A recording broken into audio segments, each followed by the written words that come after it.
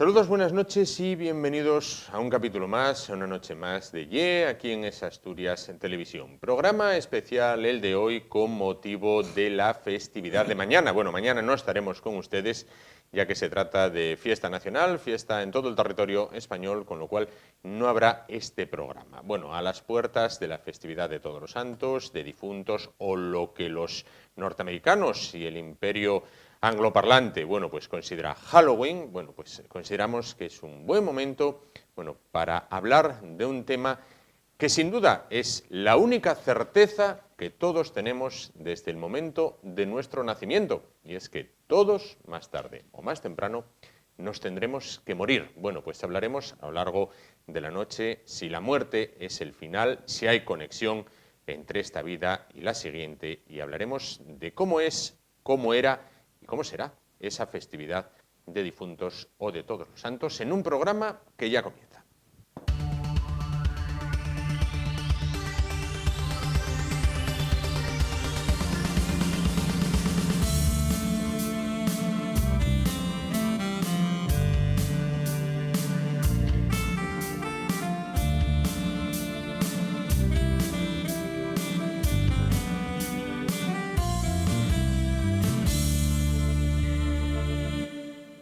Bueno, pues comenzamos, como les decimos, y recibimos a una persona muy querida en esta casa y que colabora habitualmente con nosotros. Él es el padre Elías. ¿Qué tal? Buenas noches, Elías. Hola, Juan. Muy bien. ¿Y tú? ¿Y tu familia? Todo bien, gracias a Dios, todo bien. ¿Usted bien también? Muy bien, gracias a Dios. Bueno, pues entonces vamos a hablar de vida humana después de la muerte corporal, bueno, de las distintas creencias religiosas y científicas. Pero antes de nada, quería hacer una pregunta. ¿La muerte es el final?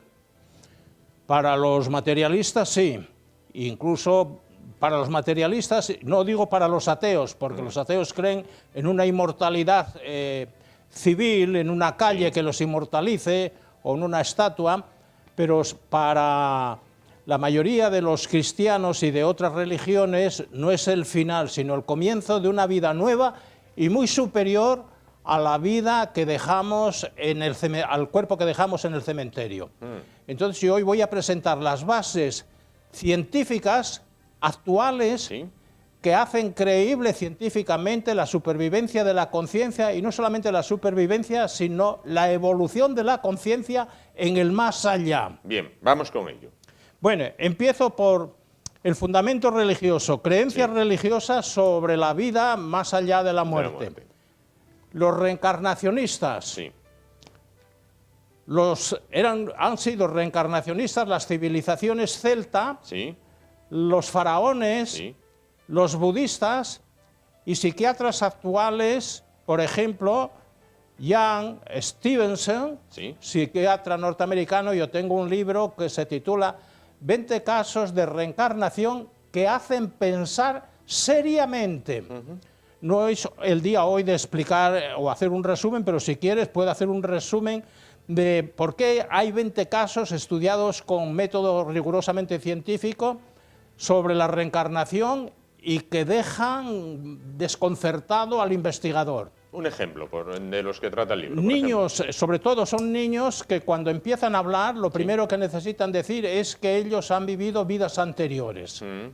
Los padres les imponen silencio, niño, no digas tonterías, no digas bobadas, pero ellos insisten y hablan de ese tema, de que han tenido otros padres, de que han vivido en tal ciudad.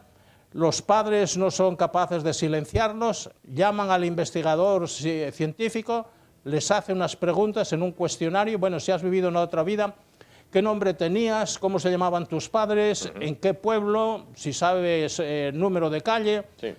Se desplazan a muchas de esas ciudades que han indicado los niños con un papel, comprueban los datos dados por el niño y hay un 99% de coincidencias.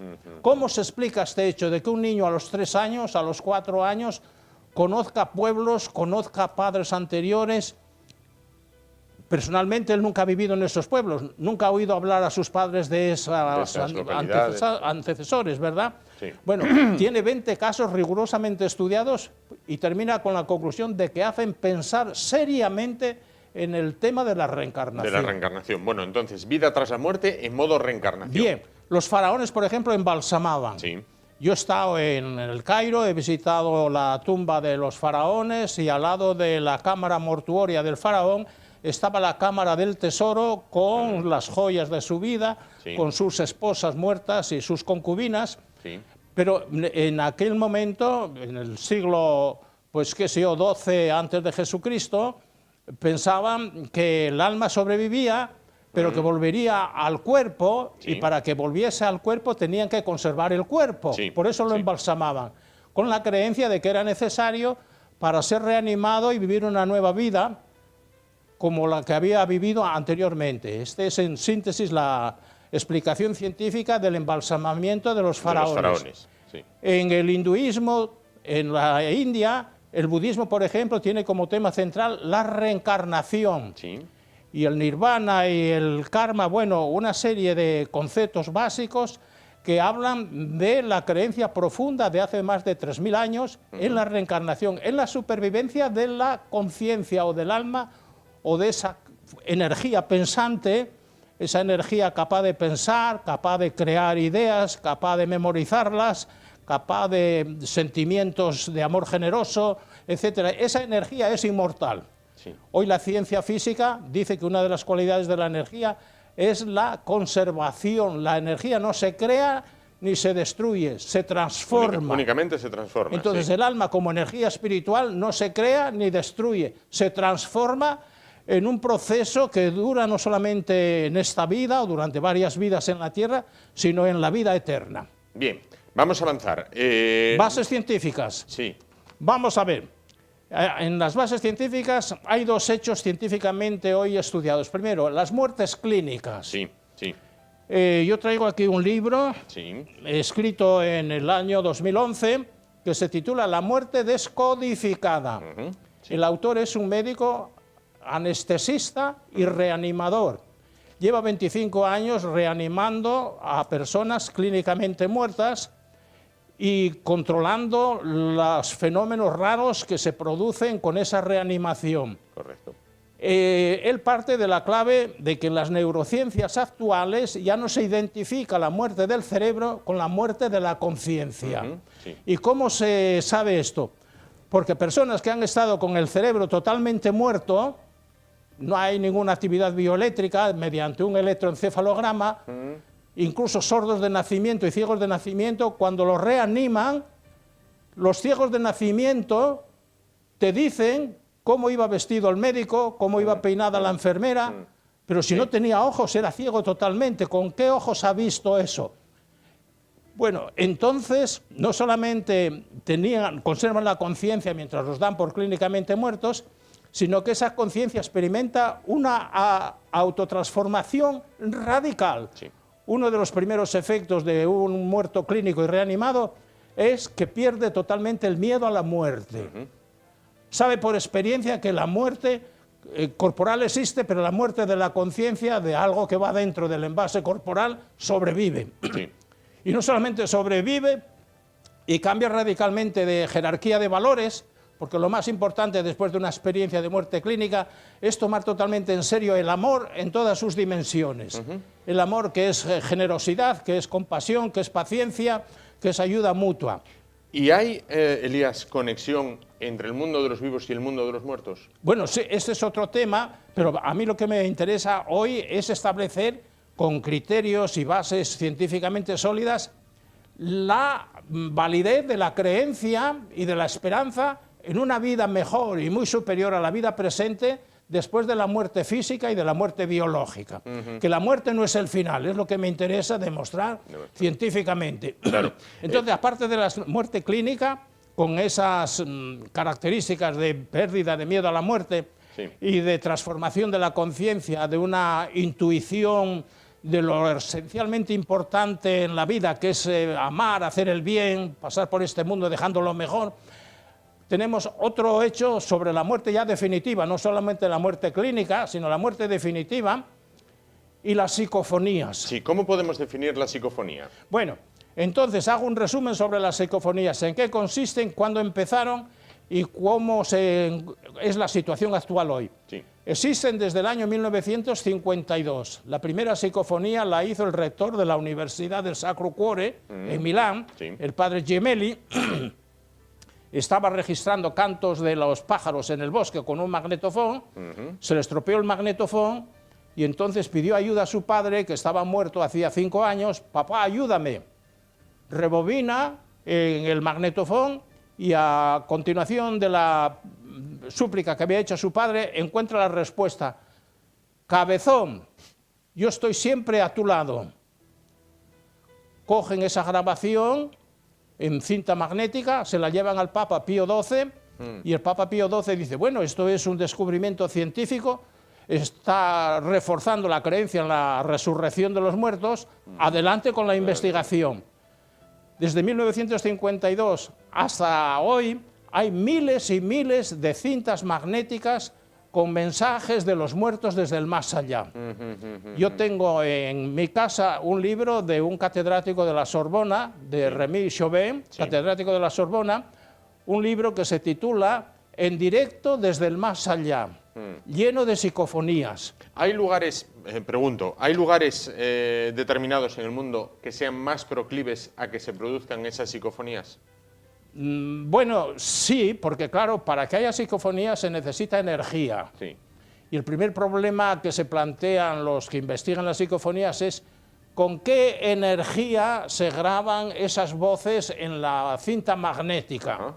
Hay una energía que llaman energía telúrica. Sí. Hay lugares de la Tierra que tienen, por ejemplo, un magnetismo especial. Ajá. Por ejemplo, en España creo que se han estudiado mucho las psicofonías en la zona de Belchite, donde Sí. hubo una cruenta batalla Sí. durante la Guerra Civil. Sí. Entonces, zonas donde haya habido muchos muertos son más proclives a que haya esas psicofonías. Sí, este es un dato científicamente estudiado. Otro es incluso la influencia de la luna, si hay luna llena o luna menguante o luna creciente, energía, porque para que se produzca la voz, el mensaje se necesita una energía especial, Claro. ¿verdad? Incluso dicen que cuando quieres escuchar una psicofonía en la televisión o captarla, tienes que poner un fondo musical en la televisión, Claro. ¿verdad? O un ruido monótono que haga de soporte a la producción de la psicofonía, de las voces desde el más allá. Porque claro, desde el más allá, como no tienen garganta, Claro. ni cuerdas vocales, ¿con qué instrumento? Bueno, hoy existe lo que se llama la telecomunicación, la comunicación a distancia de mente a mente. Y al margen de las psicofonías, de manera rápida, antes de que nos indiquen que se acaba el tiempo, ¿hay también presencia de espíritus que pertenecieron a vivos y que actualmente se manifiestan en las personas que estamos por el mundo? Espíritus, fantasmas. sí. Sí. Yo tengo de Camilo Flammarion, que fue un gran gastrónomo francés, un libro que se titula El misterio de los fantasmas. Los tiene estudiados fantasmas, por ejemplo, hay 3 o 4 manifestaciones de fantasmas. Por ejemplo, sombras, siluetas humanas, simplemente siluetas. Pero hay otras manifestaciones de personas con cuerpo de carne y sangre. Por ejemplo, tengo también el libro de las fantasmas, las damas de blanco que hacen autostop en las carreteras de Francia. Un libro que ha sido estudiado durante 20 años, rigurosamente documentado, con más de 300 casos de mujeres que se han muerto hace 5 años, 10 años, Sí. se aparecen vestidas de blanco en la carretera, hacen autostop, el taxista para, ¿qué quiere? ¿Me puede llevar a tal sitio? Sí, suba y acomódese. Sube al coche, se acomoda y el conductor, por el espejo retrovisor, va observando el rostro, va observando el peinado, el vestido, la cara de esa. Cuando llega a una curva peligrosa, esta autostopista dice, por favor, desacelere porque es una curva peligrosa. Y le dice, coño, si lo sabré yo que paso por aquí 50... Bueno, pasan la curva, el conductor mira al espejo retrovisor y la chica ha desaparecido del coche. El coche va a 40 kilómetros a la hora, con las puertas cerradas, lo para, se baja, no hay nada alrededor del coche. ¿Cómo ha desaparecido esta chica? Queda descolocado, acude a la primera gendarmería francesa y denuncia el hecho y le dice, ¿nos puede dar algún dato de esa chica? O, sí, pues era aproximadamente de 40 años, rubia, con una bolsa sobre las rodillas. Van al archivo y viene con 3 fotografías, le dice, ¿alguna de estas era? Esta. Sí. Dice, bueno, ¿sabe usted lo que le ha pasado a esta chica? Que hace 10 años se ha muerto en un accidente. En aquella curva. Sí, en esa curva. Esperamos a que los familiares viniesen a recoger las pertenencias, no vinieron, conservamos el bolso, ¿verdad? Si usted quiere, mire, puede ir al cementerio, y en el cementerio, sobre la lápida, está la fotografía y está el nombre de la chica. Va al cementerio y sobre la lápida está la fotografía de la chica que hizo el autostop, con el nombre, la misma. Hacía 10 años que se había muerto. Claro. Manifestación en cuerpo de carne y huesos. No solamente fantasma, pero que dura unos instantes, unos minutos, claro, y luego se desvanece, se deteriora, se desmaterializa. Claro. Entonces, Elías, como colofón, la muerte entonces, en su opinión, no es el final. No, por supuesto. La muerte del cuerpo, de la materia, sí, pero la muerte del alma, hay que distinguir entre la vasija y el vino, ¿verdad? La vasija se destruye, pero el buen vino continúa. Claro. Antes habías preguntado si había comunicación entre vivos y muertos. Sí. Pues sí, una de las cosas ciertas que transmiten los mensajeros del más allá es que los vínculos amorosos y afectivos no se destruyen. Siguen amando a sus familiares y siguen experimentando ayuda espiritual de sus familiares, ¿verdad? Porque en el más allá hay evolución, y si ayudamos a los que se han muerto a purificarse de las adherencias materiales que habían llevado de esta vida, pues van ascendiendo. En el Evangelio habla de múltiples moradas celestiales, ¿verdad? Claro. Voy a mi Padre y a vuestro Padre a prepararos una morada. En la casa de mi Padre hay muchas moradas, hay muchos niveles de cercanía a Dios. Sí. La cercanía absoluta, la identificación absoluta con Dios nunca es posible porque Él es infinito. Sí, y por sí, mucho que avancemos en cercanía y en unión y comunión con Dios, siempre somos diferentes, ¿verdad? Y Elías, para finalizar, quería hacer una pregunta de carácter personal. ¿Usted teme a la muerte? Pues la temo, y por otro lado tengo gran curiosidad por verificar si todo esto que hemos aprendido sobre la muerte en la experiencia humana era cierto o era falso. Yo voy a comer de vez en cuando a 2 o 3 casas aquí en Oviedo, que tienen mucha amistad conmigo y yo con ellas, y una pregunta que me hacen es, ¿tú tienes miedo a la muerte? Digo, claro que tengo miedo a la muerte, pero ¿cómo tú siendo cura tienes miedo a la muerte? Digo, pues te voy a razonar mi miedo. Yo tengo miedo a la muerte primero, porque hay una certeza absoluta sobre mi muerte, y es que el mejor amigo que he tenido durante 90 años, que es el cuerpo, lo pierdo. Va a parar no sé a dónde y termina convirtiéndose en átomos y en moléculas. Sí. Esa es una certeza absoluta. Una segunda fase de mi miedo a la muerte es sobre el más allá. Creo que existe el más allá, pero es una creencia, no es una evidencia personal como la tengo sobre la desaparición del cuerpo. La supervivencia del alma no es fruto de una evidencia personal, es fruto de una creencia sólidamente fundamentada. Esta es la diferencia. Claro. Que yo tengo a la hora de enfrentarme con mi muerte. La temo, por eso, porque me separa del mejor amigo que he tenido, el cuerpo, y al mismo tiempo, pues hay como un instinto de curiosidad misteriosa por saber si realmente ese ya del que tanto me han hablado existe y es como me han dicho. Claro. Pues Elías, que sea dentro de muchos años, que ese momento llegue dentro de muchos, pero que muchos años. Bueno, pues gracias por el deseo. Sabemos que llegará. Pero en fin, sé que soy mortal y tarde o temprano tengo que viajar al más allá. Decía mi tía que aquí no queda ni el gato. Siempre lo decía. No, aquí no queda ni el gato. Así hay algo democrático, algo ante lo cual somos todos iguales, es la necesidad de morir tarde o temprano. Y es la única certeza que tenemos desde el día que nacemos. Elías, muchísimas gracias por estar esta noche con nosotros. Gracias a ti y hablarnos a Televisión de este tema. Asturias. Continuaremos hablando a lo largo de las semanas, ya lo saben. Muy bien. Nos vamos a publicidad y en un momento vamos a continuar hablando de estos asuntos. Hasta ahora.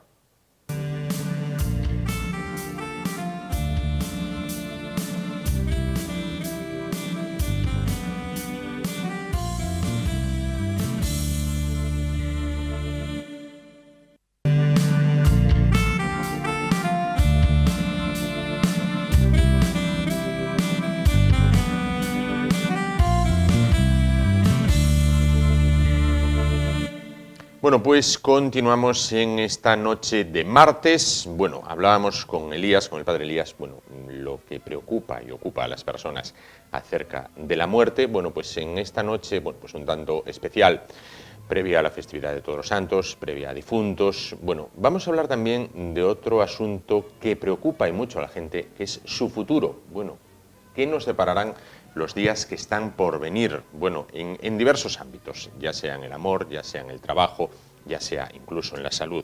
Bueno, vamos a hablar a continuación con Javier Luces. Él es tarotista desde hace más de 30 años, casi nada. Javier, ¿qué tal? Buenas noches. Buenas noches. Bueno, ¿cómo te iniciaste en este tema del tarot? Bueno, pues hace ya más de 30 años. Pues bueno, esto fue de casualidad, porque yo no lo conocía, este trabajo, por decirlo así, ¿no? Yo vi una chica que fue a un local donde yo trabajaba antes y la vi lo que estaba haciendo y ya automáticamente ella estaba diciendo unas cosas, yo estaba viendo otras. Pero yo no dije nada. ¿Tú estabas como de espectador? Sí, mirando, sí, sin más.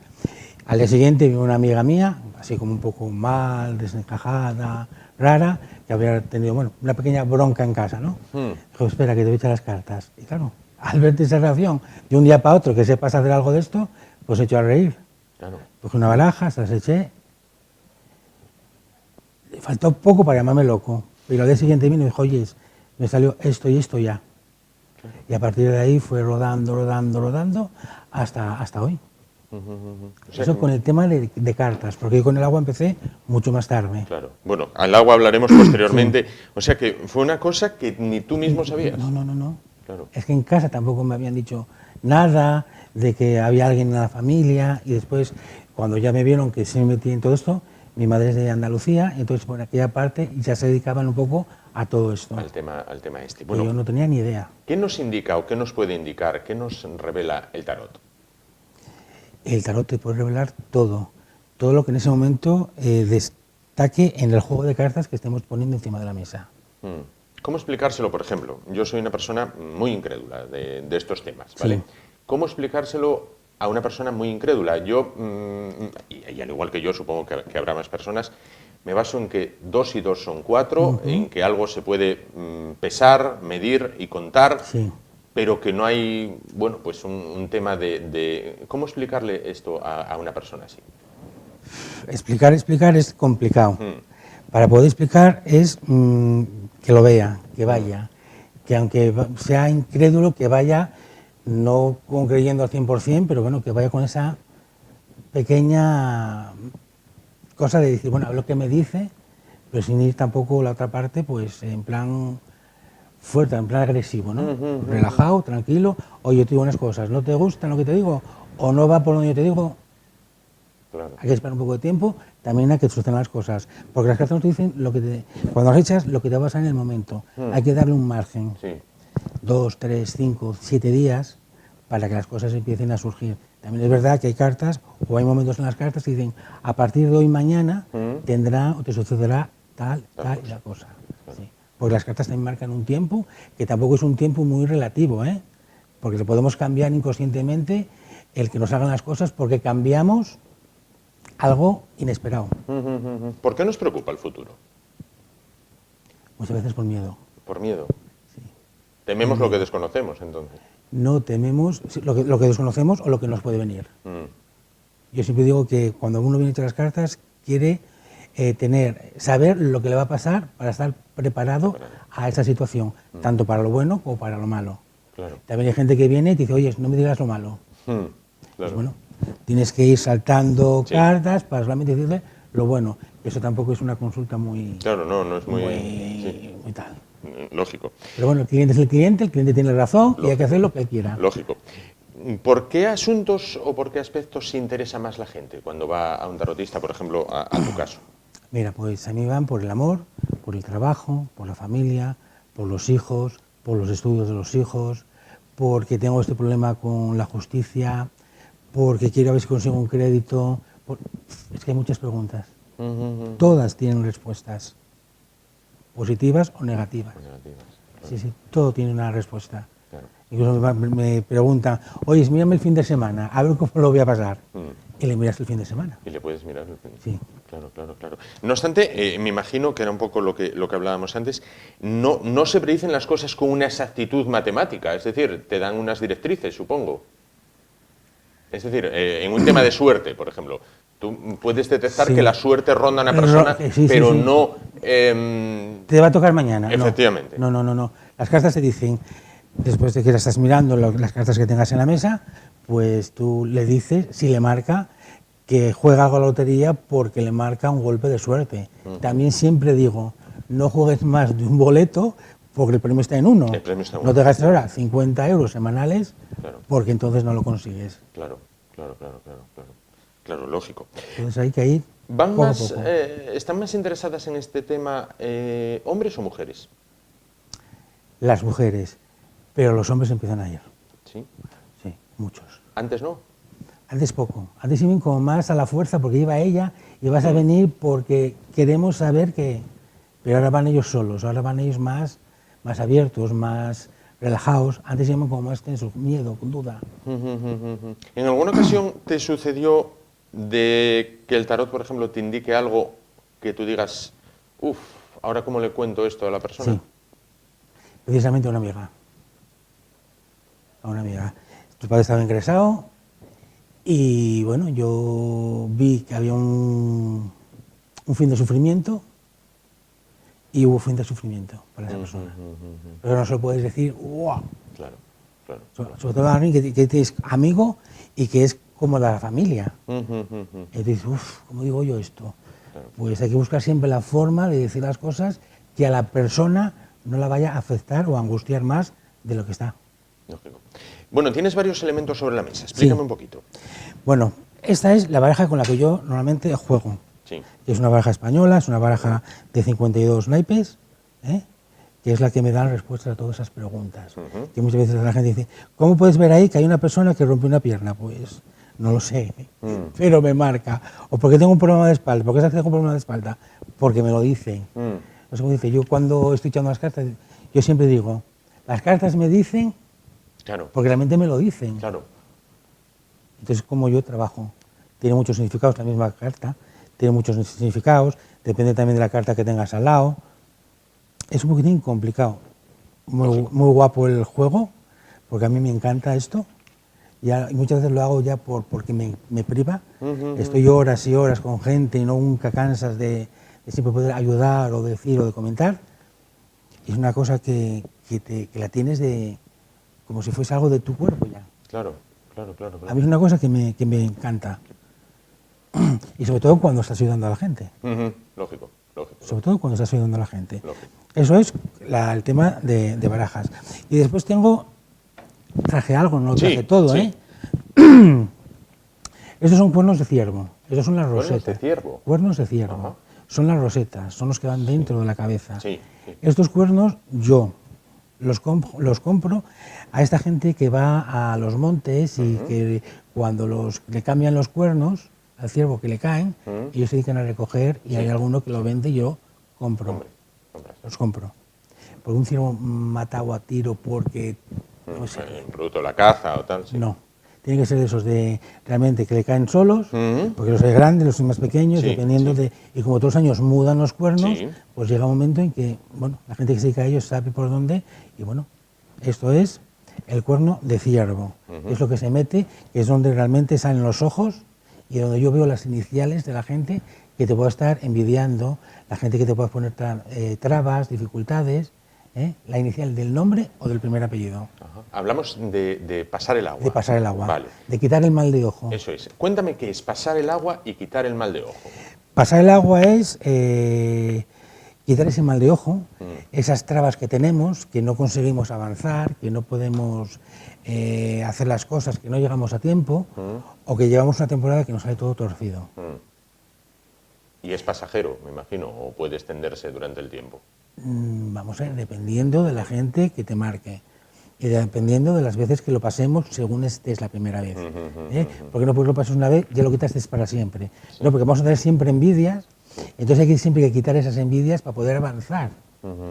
Siempre vas a tener alguien que te va a poner siempre algún pequeño obstáculo, alguna pequeña traba. Sí, entiendo. ¿Y esas envidias que te puede ocasionar alguien son conscientes? Quiero decir, ¿es que hay una persona que te está constantemente deseando el mal? ¿O puede ser que, por ejemplo, tú a alguien le caes mal y eso ya repercute en ti? No, hay alguien que está constantemente... Mira, hay una cosa muy clara. El que te diga, te tengo envidia sana, es mentira. Cuando hay envidia, no es ya sana. es sana. Eso es, mira, en eso estoy completamente de acuerdo contigo. Yo hay veces que dicen, qué sé yo, deportistas, que de un compañero de equipo dicen, me da envidia sana que fulanito está jugando y yo no. No, la envidia no es sana, la envidia es envidia, punto. Sí. ¿Sabes?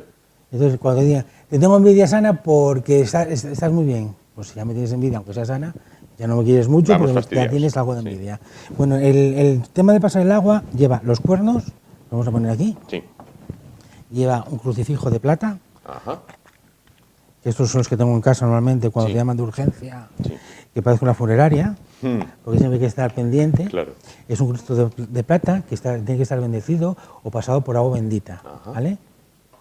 Que es aquí también donde salen también ojos y nos dicen dónde puedes tener tú el malestar, Sí. en la espalda, en las piernas, en la cabeza, en los brazos.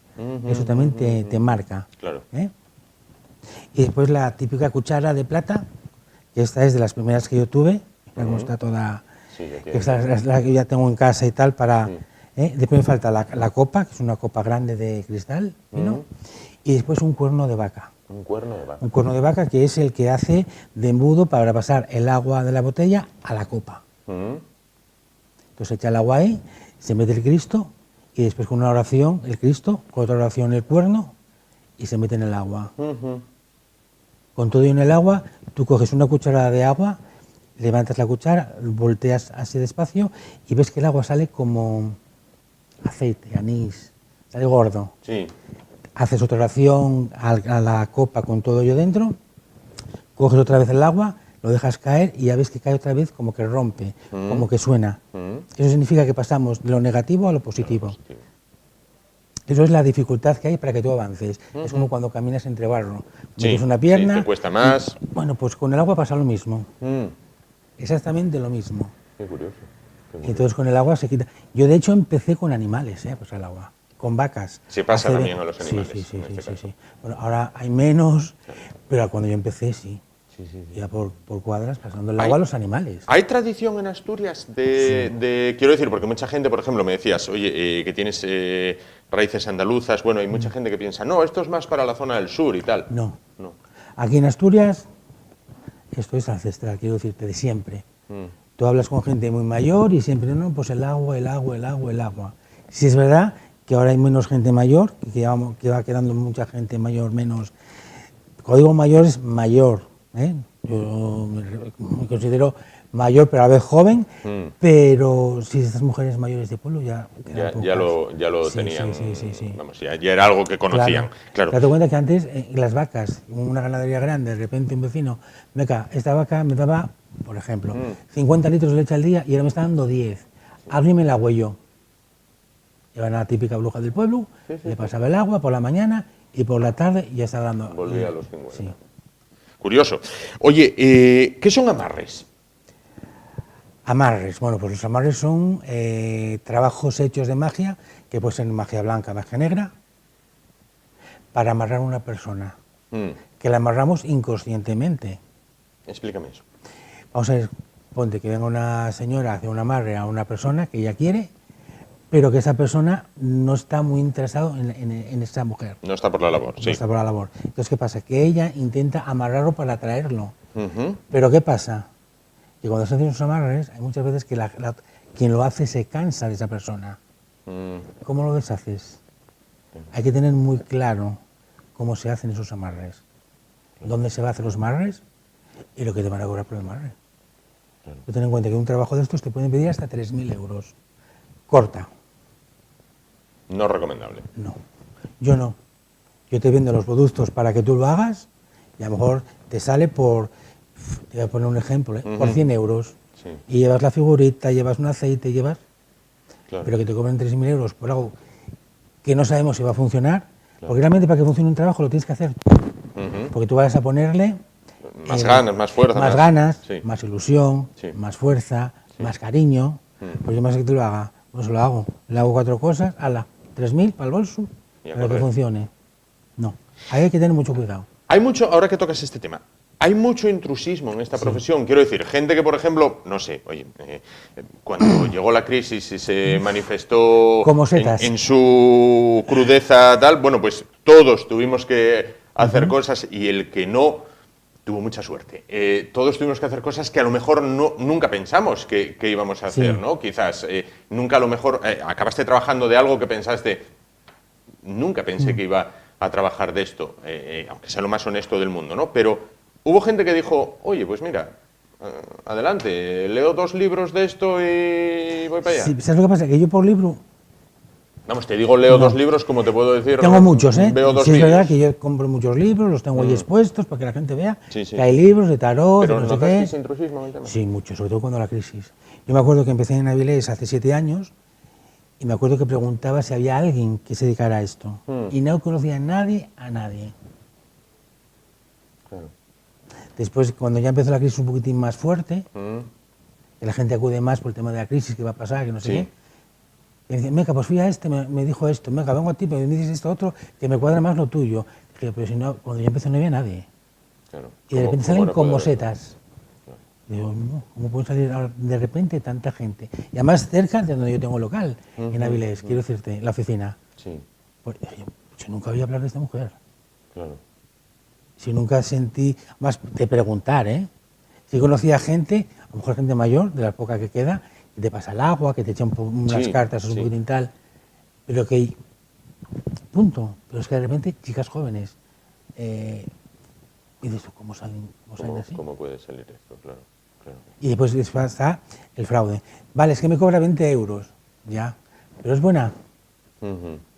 porque yo prefiero pagar 50 o 60, claro. pero que realmente sea algo razonable. Ujú, ujú. O sea, que yo no soy Dios, ¿eh? Que me puedo equivocar. Ya, ya, Eso ante todo. claro.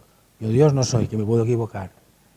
Pero vamos a ver, de ir a alguien conocido, a alguien que tenga ya un nombre, a alguien que te hablen de él, pero ir por ir a alguien que te va a cobrar 20 euros y que diga, tarotista de televisión, 20 euros. Ujú, ujú, ujú. Claro. Sí, sí, Me sí, parece sí, un no, poquitín raro. estoy de acuerdo contigo. Bueno, por otra parte, veo que utilizas, bueno, pues en este caso, temas que tienen que ver con la naturaleza, como son, Sí. por ejemplo, el cuerno de vaca, los cuernos de ciervo, el agua, que no deja de ser elemento Sí. purificador, vamos, bien. Y veo que utilizas también, por ejemplo, el caso del crucifijo. Sí. El tema con la iglesia, porque a día de No, hoy no. no, pero en la Edad Media Pero es eras que- candidato sí, a pero el caso es que pasar el agua a la hoguera. Son oraciones que te nombran en el nombre de Dios, en el nombre de no sé quién, ¿sabéis? ¿no? Y es que es lo que se tiene que, con lo que se tiene que rezar. Con lo que se tiene que, Sí, sí, sí, con lo que sí. se tiene que hacer. Claro, es decir, pero teniendo también en cuenta el tema de la naturaleza. Sí. El cuerno de ciervo pues, siempre es fundamental para pasar el agua. Ujú. Antes, cuando me hablaste de los amarres, citabas el tema de la magia negra. Ahí ya hablamos de palabras mayores. Mayores. Sí. ¿Eso puede llegar incluso a ser peligroso? Sí. ¿Tú haces magia negra? No, No puedo. no puedes. No puedo porque yo me dedico a lo blanco, a la magia blanca. Pasar el agua, hacer limpiezas. Yo magia negra no puedo hacer. Ujú. ¿Y conoces de alguien que la haga? Vamos, que... Conocí a alguien que la hacía, que me enteré después, pero que me aparté. Ajá. Porque no podemos tener contacto, relación, no podemos estar juntos. Claro. Porque es como que a mí me absorbe energía o no me gusta estar con este tipo de gente. Sabiéndolo, ¿eh? A lo mejor no lo sé, a lo mejor estoy con ellos, pero a lo mejor noto algo raro y me acabo yendo. Claro, claro. La magia negra es muy particular, Y peligrosa. peligrosa.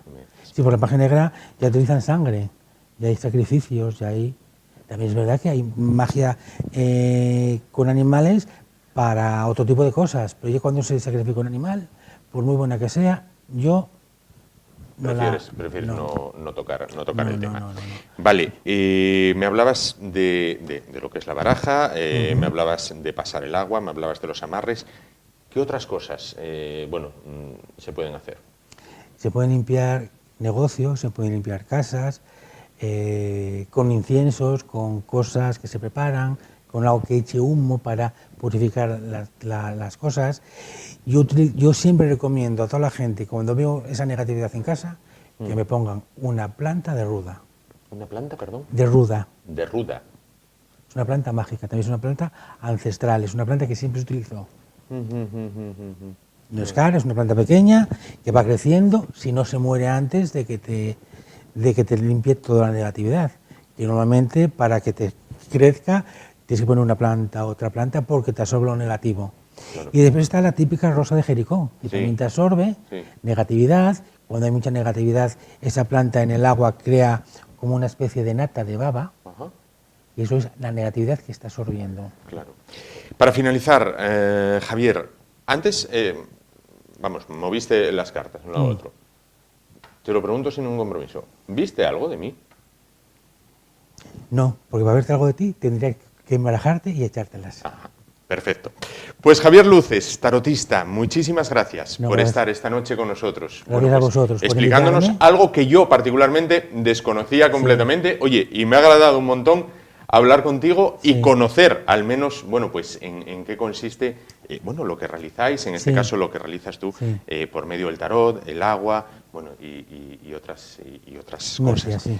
Muchísimas gracias por estar con nosotros. A vosotros por invitarme. Bueno, pues han visto durante la entrevista, los datos de contacto de Javier Luces. Nos vamos a publicidad en un momento. Volvemos y continuamos con el programa de hoy. Hasta ahora.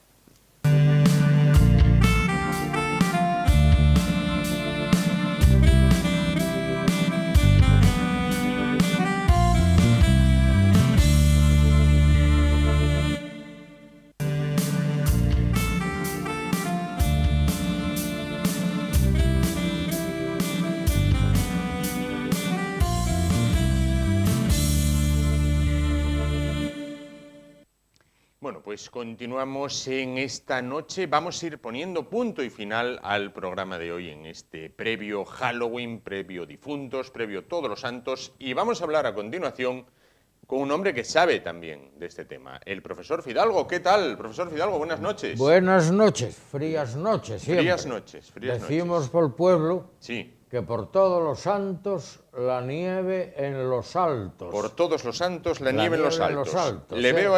Le veo ahí ataviado de calabaza... la calabaza tradicional de los difuntos y nada del Halloween. Halloween. Eso quería preguntar. Un disparate. ¿El tema de la calabaza es invento norteamericano? Bueno, yo no sé qué inventar, no sé quién lo inventó, pero yo viví las calabaces y el tallar las calabaces con los huellos, la nariz, la boca, los medio desdentados. Poníamos palinos para los dientes y meter una vela adentro.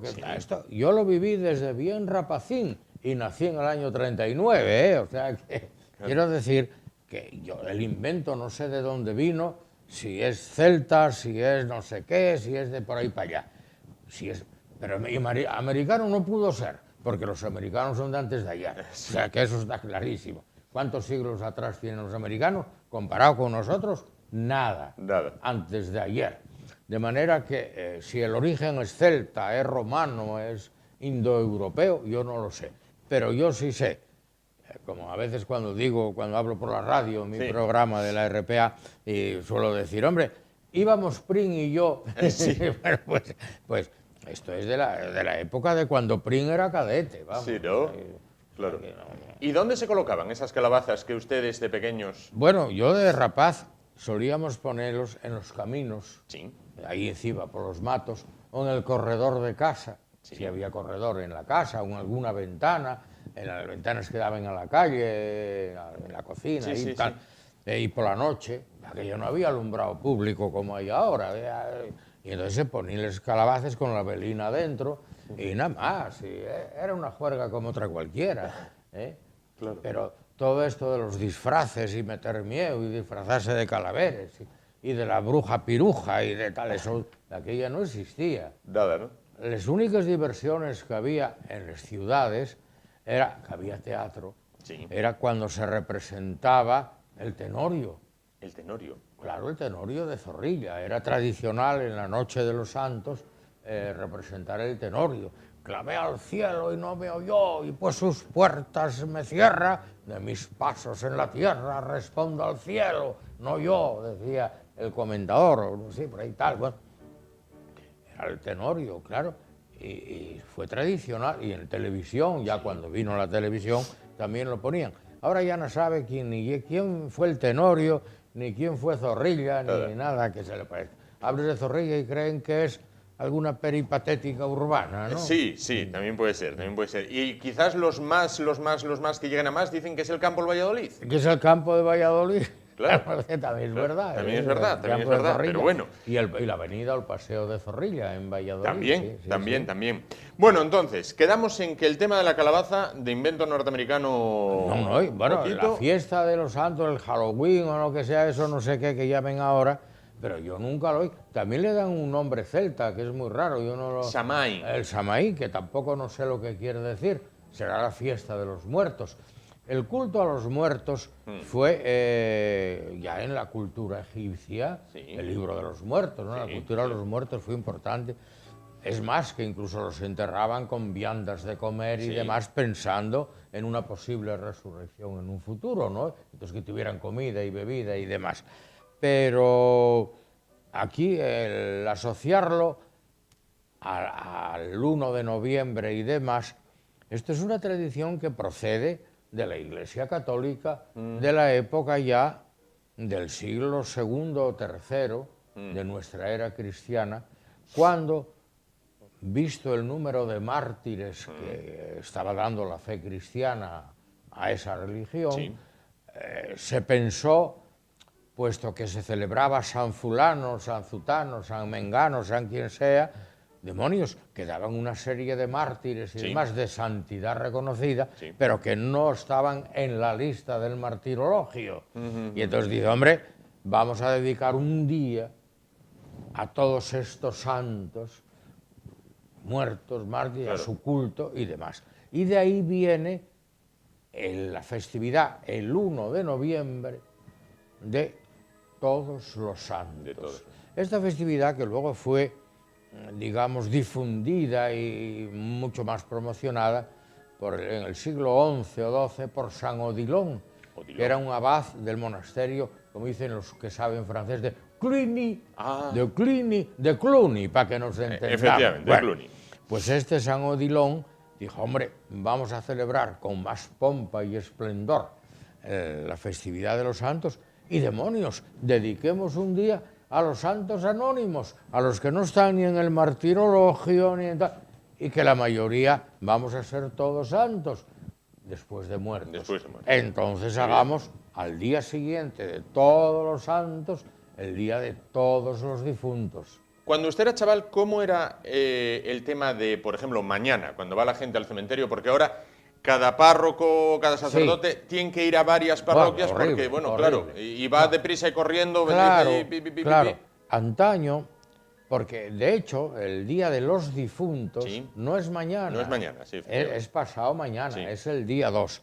Lo que pasa es que al ser festivo el día 1 y no festivo el día 2, la gente aprovechaba, bueno, y aprovecha a partir de 2 o 3 días antes a limpiar los sepulcros, las tumbas, poner flores, otros a trasladar flores. Digo lo de trasladar porque van al cementerio, mira qué jarrón más guapo tiene la sepultura, en Colunga decimos la sepultura, tiene la sepultura de Juan Rodríguez. Espera, voy a quitar este... Ah, eres tú, vaya. De Juan Rodríguez, no. Ya te funcione. Madre mía, vamos a sacar... Mira, vamos a quitar 4 claveles de aquí y 3 de allá y 2 del otro lado. Y ya lo tenemos. Y hay una especie de traslado misterioso de flores y centros de flores, ¿no? Pero bueno, ¿qué decía yo? Entonces la gente iba el día 1 a los cementerios. Y los párrocos de aquella, pero de no hace tanto, pero de aquella, en el tempore, cada parroquia tenía un párroco, aunque la parroquia fuera un pueblín. En Colunga, que hablo de mi concejo, tengo que promocionarlo, claro, contiene 13 parroquias, alberga 13 parroquias, y había como mínimo de 8 a 9 párrocos, a lo mejor alguno atendía 2. Pero, entonces, ¿qué se hacía? El sacerdote, revestido de sotana, sobrepelliz, roquete, y capa pluvial y bonete, Ahí está. iba sepultura por sepultura rezando un responso a los metidos allí en la fosa. A los que allí están. ¿no? En la fosa, sí. Solía empezar hacia las 3:30, las 4 de la tarde, y terminaba sobre las 7, 7:30. O sea, eran 3 o 4 horas, ¿verdad? Y bueno, tu no recorderis peccata mea domine dum veneris judicare, el memento mei deus que aventus es vita mea. Había varios formularios de responso, entonces los parientes del difunto daban una limosna de tal, según iban repitiendo limosna, repetía el responso, si había menos limosna, pues siempre había un responso, fue gratis, por supuesto, y terminaba cuando terminaba. Claro, ahora es imposible. A lo mejor pues 10 o 12 parroquias son atendidas por 2 sacerdotes. Sí. No hay tiempo material, no hay tiempo material. ¿Qué se hace?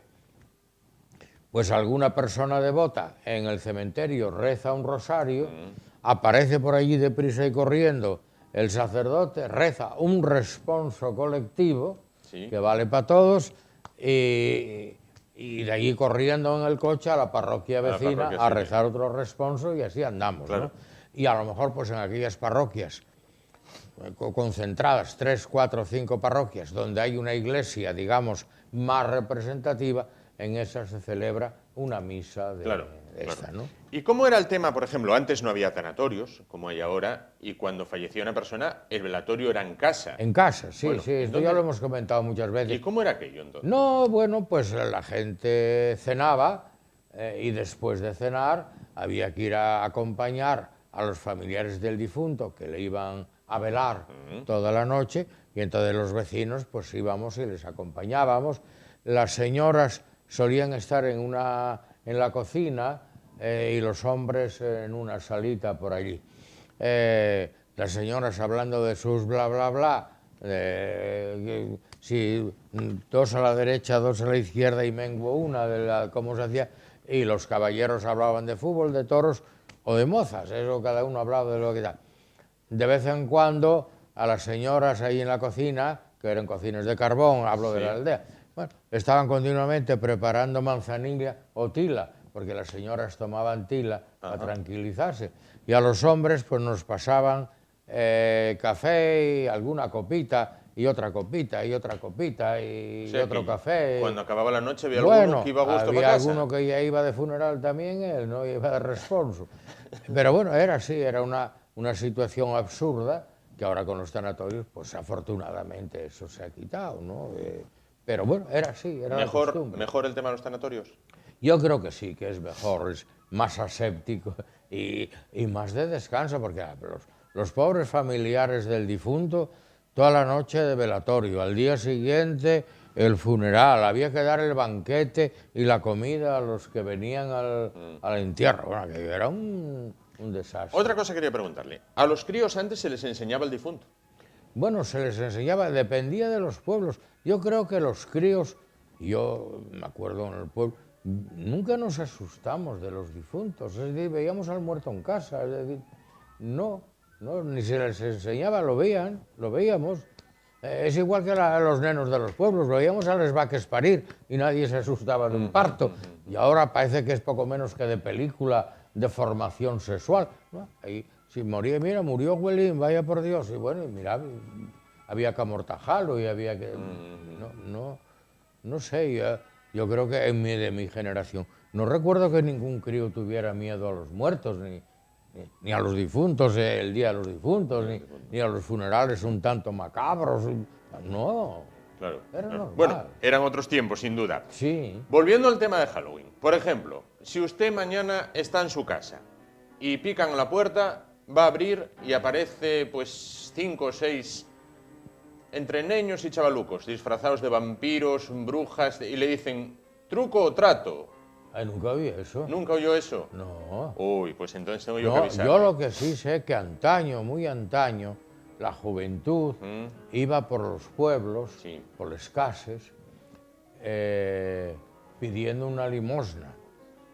Cantamos o rezamos, decían, o tal. Y claro, los dueños de la casa daban un daqué. Sí. Unos daban chorizos, otros daban un putal y otros daban dinero. ¿Qué hacía la juventud con aquello? Pues una magostada castañes después de pasar los difuntos y un poco de baile tocando el acordeón, que siempre había uno en el pueblo que sabía tocar el acordeón o la gaita, bailabas ahí en el prau, se asaban los castaños y tal, como decía Marcos del Torniello, y luego cuando pa' casa van todos juntos para no tener miedo de los difuntos, bueno, pues así, y no pasaba nada. O sea que no está usted en la onda de truco o trato. No, nunca, es la primera vez que lo oigo. Uy, pues entonces nada, vamos a ver. Usted mañana, por ejemplo, está en casa, ¿vale? Sí. O esta noche, Sí. incluso. Pueden picar al timbre, Sí. tal, usted abre. Miro que va, miro por la mirilla. Ah, bueno, si mira por la Que mirilla, va, bien, pero abre. vamos a suponer el caso de que abre. Hay que mirar por la mirilla. Hay que mirar, hay que mirar. Y Y veo, más- veo una bruja, una calavera, Un vampiro. un vampiro Y una momia. por Buenos poner un ejemplo. mocines, ¿qué queréis? Iban a decir truco o trato. O hay los que dicen susto o muerte. ¿Susto o O muerte? muerte. Entonces hay que dar unos caramelos o hay Sí. que dar un Ay, daqué, como dice Un usted. daqué, como sí, dice será usted. un daqué. Claro, pero va a encontrarse, puede encontrarse con así ataviados como este. Ah, o... no, nunca lo vi. Sí, no, sí, no, sí, no sé, antaño era eso, porque hacían folicha de juventud después, pero de ahora, bueno, yo sí me acuerdo en época de Navidad y de Año Nuevo, que era lo que se llamaba pedir el aguilandu, el aguinaldo. parecido. Vamos a cantar el aguilandu a los aguilanderos que iban por las casas también para hacer otra folicha Claro. navideña o nocheviejera o, Claro, o lo que fuere, ¿no? Claro. Y de manera muy rápida, casi telegráfica, porque me dice mi compañera que vamos al límite de tiempo. Fatal. Una receta con calabaza. 1, 2, 3, ya. ¿Una qué? Una receta con calabaza. Hombre, pues mira, para mí lo más rico es el puré de calabaza, Ajá, porque puré. también hay tartas y tal, pero para mí el puré de calabaza. Se coge la calabaza, se pela, se le quita la parte central donde tiene los pelillos esos y las semillas y todo aquello, que las semillas las pueden guardar, secar un poco y luego comerlas como si fueran pipas, sobre todo los varones, Sí. porque va muy bien para la próstata. Bien. Para la próspera, que Para la decía próspera, un amigo mío. efectivamente. Pero después, con la pulpa, se la cuece, junto con unas patatas y un poco de zanahoria. Ajá. Se la tritura muy bien con la batidora, la turmis, lo que sea, la trituradora. Se la sazona con un poquitín de sal y un poco de aceite. Ajá. Da unos hervores más. Y ya está.